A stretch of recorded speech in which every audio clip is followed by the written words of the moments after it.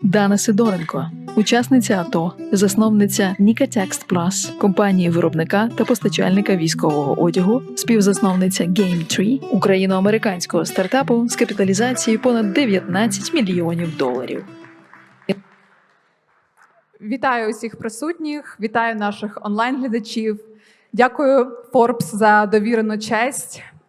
Зараз ми розпочинаємо наступний блок форуму, який присвячений викликам. Давайте на хвилинку уявимо. Ви можете закрити очі зі мною. Давайте уявимо, що ви їдете в авто.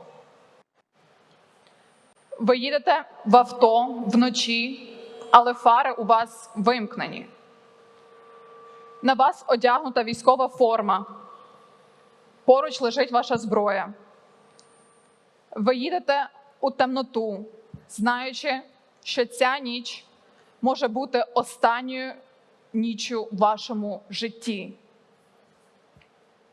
Ти відчуваєш у цей момент, як кров пульсує у твоїй голові. Ти відчуваєш, як страх стискає твій шлунок. Ти дивишся у ніч за вікном, але ти дивишся як хижак, а не як жертва.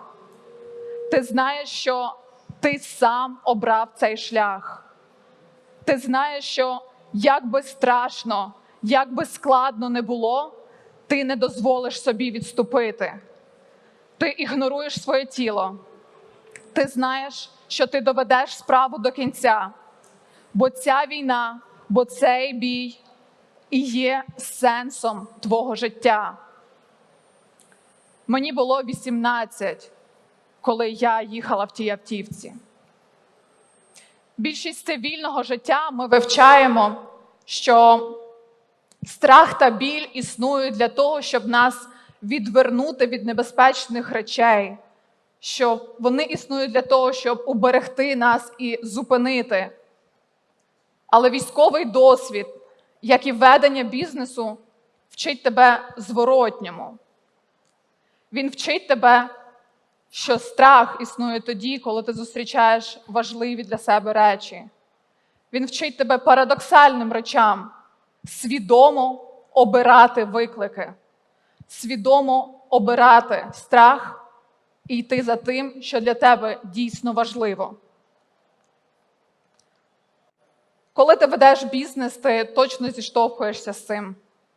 Я пам'ятаю наш перший контракт. При підписанні контракту представник постачальника посміхнувся та сказав: готуйтесь до штрафних санкцій, ви ніколи його не закриєте в терміни, тому що цього матеріалу немає в Україні. І я відповіла, що неважливо, де цей матеріал, ми його достанемо, неважливо, як складно буде, ми зробимо те, що повинно бути зроблено, і закриємо контракт в терміни. Він не повірив. Ми побилися об заклад на пляшку віскі, і компанія поставила товар вчасно, опередивши терміни на 2 тижні, хоча я досі не отримала свій обіцяний трофей. Цінність твого досвіду напряму залежить від ціни, яку ти платиш за нього. І складність та виклики – це саме те, що створює цінність.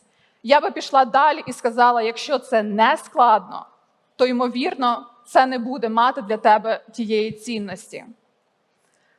Інша історія. 4 роки тому ми закривали один з найбільших наших контрактів на той момент. Це було замовлення Укрпошти. І уже при поставці товару клієнт побачив, що увесь матеріал, з якого виготовлена партія, не відповідає технічним характеристикам по товщині. Контракт був великий, в нього було закладено більшість нашого бюджету. Клієнт відмовився приймати товар, і більше того, ми все ще мали зробити повністю нову партію і поставити його вчасно в терміни. Я пам'ятаю, як я відчула те саме, що я відчувала на бойових, як кров пульсує в голові, як страх стискає шлунок. Але я вивчила свого попереднього досвіду, що як би страшно не було, Як би складно не було, це ще не кінець. Тоді ми змогли знайти вихід, ми переробили усю партію і закрили вчасно товар, контракт. Але коли ми думаємо про речі, які змінюють нас, коли ми думаємо про речі, які розвивають нас, ми точно думаємо про ті речі, які не є легкими. Ми точно думаємо про виклики. І правда в тому, що вони нам потрібні. Вони потрібні нам для того, щоб жити наповнене та щасливе життя. Бізнес для мене став новою війною, сповнений новими битвами. І це допомогло мені знайти новий сенс після майже року боротьби з ПТСРом і після повернення зі Сходу. Я вважаю, що усі ветерани, які повернуться зі Сходу, вони мають знайти такі самі нові сенси у цивільному житті, і ми з вами можемо їм допомогти. Останній рік я тісно співпрацюю з американським бізнесом, і я бачу, наскільки відрізняється бізнес-культура. У наших реаліях, українських реаліях, новий бізнес зіштовхується з багатьма проблемами. З одного боку, це дуже складна економічна ситуація, це бідний споживач, а з іншого боку, це агресивне та досить вороже бізнес-середовище. І усі присутні тут, наші шановні глядачі, ми без перебільшення бізнес-еліта України. І я закликаю нас перерозглянути підходи, перерозглянути українську бізнес-культуру. Нам потрібно відійти від старого способу ведення бізнесу, де в кого сила, той і правий, а навпаки кооперуватися більше, простягати руку допомоги молодим бізнесам, малим бізнесам. Завжди можна знайти спосіб кооперуватися, а не просто конкурувати один з одним. І давайте допомагати молодим бізнесам, малим бізнесам та особливо ветеранським. Давайте рухатись у цьому напрямку прямо зараз.